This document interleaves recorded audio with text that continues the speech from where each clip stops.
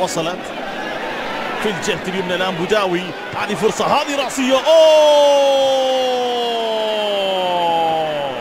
هدف أول يسجل أجويري. إذا حان موعد الهدف لمحاربي الصحراء، لأن تأخر فعلا ومستحق.